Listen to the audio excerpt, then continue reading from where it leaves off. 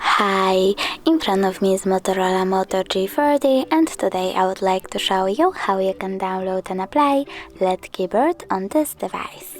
First of all, go into Play Store and type LED keyboard. Then download this app from this developer. Now open it.